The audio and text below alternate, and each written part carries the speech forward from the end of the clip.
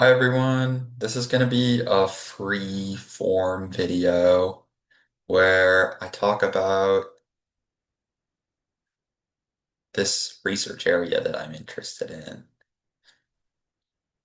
and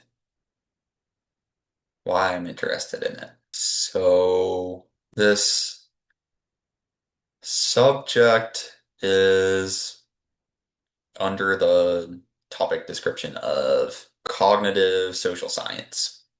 And basically,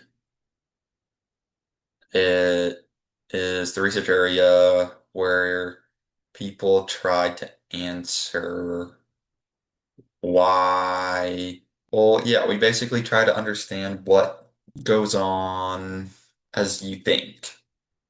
And yeah, that's basically what it is. So sort of the idea is that like when you're talking with somebody or yeah, interacting with somebody, interacting with a computer, then you're stimulated in some sense. Like your body picks up on it and you process it, and your whole experience is like this like processing that goes on.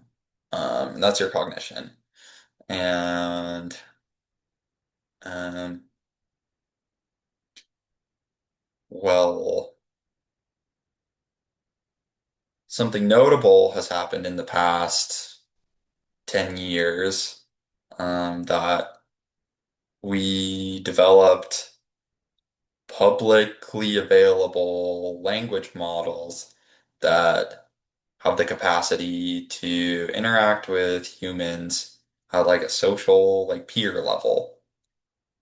So like computers for a really long time have had the ability to like somewhat interact socially with us. Like I can type into Google search, and it'll give me feedback. It'll give me like relevant articles that are like pretty related. A lot of a lot of information or a lot of science went into making those algorithms good to give like the best results for what I type in. But now we have even better. Like you can have an open-ended conversation with a machine that yeah, it goes on as long as you want it to. It makes sense. It's comprehensible. Um, and yeah, it's a new level of computer processing. So yeah, sort of the question is like what about it? My roommate's home. Yeah. So sort of the question is what about it? What about these models? Like has has made them be able to like comprehend language so well. Um, and yeah, they're a really interesting proxy for like neuroscience because yeah, sort of like this, we have this like alternative, like somewhat more understandable than the human brain network that we can poke at, we can test, we know how to build these things, we know how to train them, and yeah, it's interesting because like there are a lot of like what ifs in the area. Like is is like we're getting closer to making something artificial that mirrors what biology does. And yeah, if there are like things, if we can identify like a certain neurological structure, like a clump of neurons that interact in a certain way, that like this clump of neurons present in this position, this is responsible for language in an animal.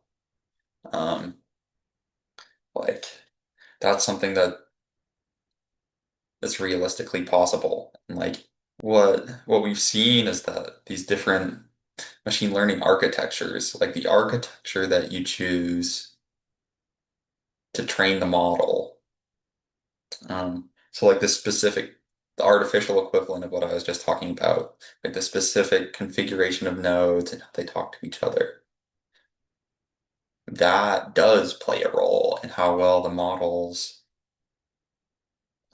perform in language generation tasks and other benchmarks. So, so yeah, maybe there is like as we progress the field further and like identify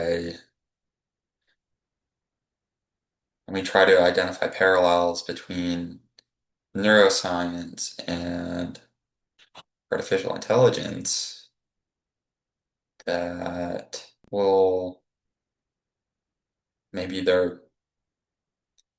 someone will discover something in one of them. Like somebody will figure out that like this structure, this pattern of nodes in this network causes the model to like communicate in an extremely human way.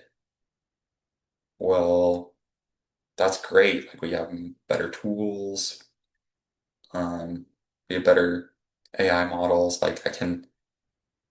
We'd be able to give the models instructions and have them understand us better. And it would magnify our human capacity to do the work that we already do. Um, because we'd be able to express ourselves to the machines for them to do work better. So that's one good thing. But then there's also like this transfer from AI to neuroscience of like what about all all these people who maybe have a less refined neurology? Uh, maybe like communicating with them is more challenging or just like a bad or yeah, it's like the communication is a challenge. Well, maybe like this language structure needs support in their system. So that would be an interesting, I think, useful, it'd be a useful advancement. Um, Neuroscience, maybe there could be treatment plans that are developed to improve how people communicate with each other. Um, yeah, so those are some outcomes that are interesting. So there's some distinction between language-based communication and communicating with grunts and roars like other animals do. Yeah. This more about this idea of immer like Like what, maybe there's like a structure in the brain um, that is responsible for language-based communication in humans. Um, but we've never really seen other animals use language to communicate. It's a human behavior. Yeah, I think it's really interesting to study communication from like an autistic standpoint. Like basically autism is the name for the condition where people have trouble socializing. So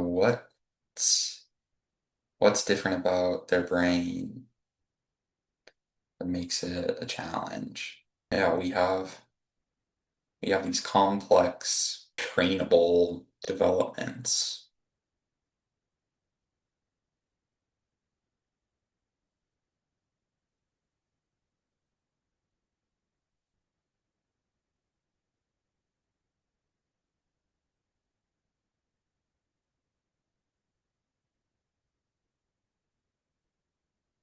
Certainly like both if advancements in both will make opportunities to improve technology. Yeah, sort of this like one project idea that came to mind was to um, study these like emergent emergent behavior where like maybe a language model with 100 million nodes, it can sort of talk, but it's really basic. It sounds like a kindergartner. The English is messed up. Um, versus like the latest version of ChatGPT, which has other animals are still social though. This is leaning less specifically in language and more like cognitive social processing. So yeah, that's one interesting angle. I think it has over 1 trillion parameters. Yeah, one of the first versions had 175 billion. Anyways, yeah, there's a huge number of parameters, far more than um, some of these basic models. And their language understanding is, um, well, it's better. They, we treat them more as social partners, and they influence the way we think, interesting in strange ways. Like, I'll maybe touch on this in at the very end, but yeah, there's like this question of what's changing to build up this more fluent vernacular. Yeah, these sentences that flow better, that more people would say. Is it just like a larger model memory? Is that what it takes? Is that what it takes to speak with language? Is just you need to have the mental capacity for a huge learned like mapping of words to meaning in different situations. And that's the secret of language interaction. Or is it something sort of new? Like there are other behaviors that animals exhibit, like There, there are birds, baby birds will beg their mothers for food. And that's how they tell them that they need food to eat. They do this begging operation. They're trained to communicate via begging. So the baby bird will beg, and the mother will respond and go get food, give it to the baby, and that's like a successful interaction. But that's just one. And perhaps language is like a combination of like all possible emotions that you can experience compiled into one like mm, one space where different sentence structures and different paragraph structures sort of get at like different combinations of all those. Like if begging is the action that you take when you're hungry, begging says I'm hungry, and we'll go with another bird example. Like singing means I'm happy. Then maybe like a little bit, you can combine them in some way. Like a little bit of begging and a lot of singing means I'm happy and a little bit hungry. So maybe language is like a huge continuum of expression where we've assigned words, we've assigned human words to all these emotions that we can experience. Like we all have a notion of what it means to be excited. We all have a notion of what it means to be sad. Words that convey these patterns. And that's what a sentence is. And like the way it's meaningful because it's standardized. Like my word for excited is the same word as yours is for excited. So we can combine, take what their predecessors have done and remember it. It's all learned. Maybe that is what language is it's like this impressive ability of humans to that is our adaptation. We have these huge brains because we are the biological manifestation of what if you give a species a huge working memory that they remember after one of us goes and gets eaten by an alligator, that the rest of us have seen that, and we'll never go stand by an alligator again. And neither will our kids. We'll make sure our kids don't go stand by an alligator. And make sure that our friends don't go stand by an alligator. In the same way, once one person has learned what excited is, we share that knowledge. Now we all can communicate. We all know what excited is. And now, even though I've never talked to somebody and send them an email, they'll they'll have a pretty good idea of what I'm saying just based off of words, even though They've never met me. This gets into this last topic that I was thinking that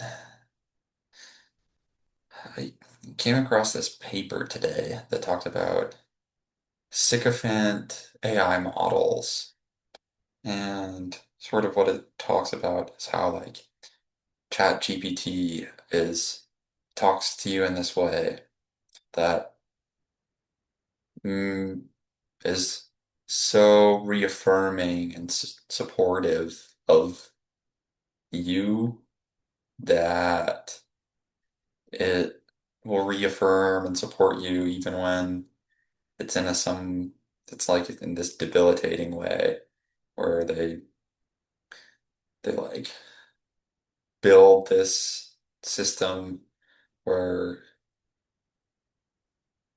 people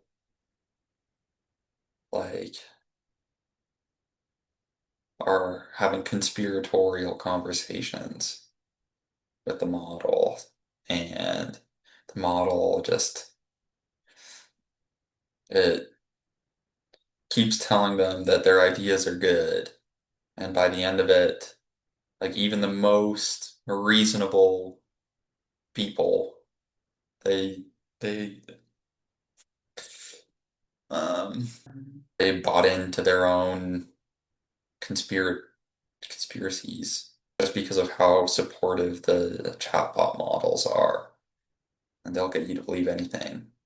And I think it's really interesting because yeah, the chatbots do talk like that. Like however they're programmed, there's like a doubt meter on the models. They turned it down to zero. These models talk to you so confidently. And it's strange. Like models like engage our biology in this way that makes us susceptible to 100% believing whatever they say. Like one thing that I do is I'm I'm looking for I've been applying to summer internship programs, and it's like it's good to be confident about things. But like the way I say like I need this this summer internship, and it says like, oh, here you go. Apply to these top companies in the world that have like a 1% acceptance rate. It says like, yeah, so this is what you should do. You should apply to the top company here, the top company here, the top company here, and it gets you to think that you really got a shot. And like when you send in this application, they're gonna look at it, they're gonna hire you, they're gonna give you an interview for sure. Then all you have to do is say these things in your interview, and you're gonna get the job for sure. And those gene pools are gone now. So there is like a preference for, yeah, that's sort of what I wanted to talk about.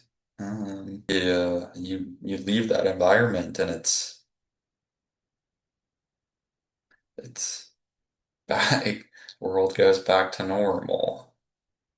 And it's so this is like a personal validation of like, yeah, these models, whatever they're doing the words that they use are tuned to be so confident, and it's like contagious, right? Like there's a reason that all humans aren't bolstering with confidence because maybe there were some at some point who just they got an idea and that's what they did. But Those guys got eaten. Those guys went and tried to fight the bears. They tried to go. I have more thoughts about this field. It's very interesting, and I expect there to be developments in the area, and I hope to be part of them. Um, yeah, and climb up the rock wall. Yeah, I guess people are researching and writing about all the ways that confidence is dangerous. As genes move on, and then like the people who survive are the people who. Well, that's all. Thank you. Goodbye.